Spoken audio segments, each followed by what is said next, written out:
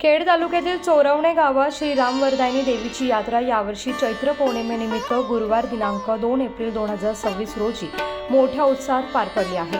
तुळजापूरच्या भवानी मातेचं दुसरं रूप मानल्या जाणाऱ्या या श्री रामवरदायिनी देवीच्या यात्रेला दरवर्षीप्रमाणे यंदा देखील भाविकांची मोठी गर्दी बघायला मिळाली। परशुरामाच्या पदस्पर्शाने पावन झालेल्या आणि सह्याद्री पर्वतरांगांच्या कुशीत वसलेल्या चोरवणे गावातील स्वयंभू नागेश्वर देवस्थानाच्या पायथ्याशी ही ग्रामदेवता विराजमान आहे। हेमाडपंथी शैलीतील श्वासाने कोरीव मंदिर हे येथील विशेष आकर्षण ठरते। यात्रेनिमित्त सकाळी मंदिरात महापूजन कार्यक्रमाची सुरुवात करण्यात आली। यानंतर लाटेची पूजा, लाट पाडणे आणि पारंपरिक मिरवणूक मोठ्या उत्साहात काढण्यात आली आहे। दुपारी भाविकांसाठी महाप्रसादाचं आयोजन करण्यात आलं होतं। सायंकाळी लाट बगाडावरती चढवणं आणि देवीची महाआरती पार पडली आहे। रात्री निमंत्रित पालख्यांचं आगमन, स्वागत आणि पालखी भेटीनंतर श्री रामवरदायिनी मातेचा भव्य छबिना सोहळा मोठ्या भक्तिभावात पार पडलाय।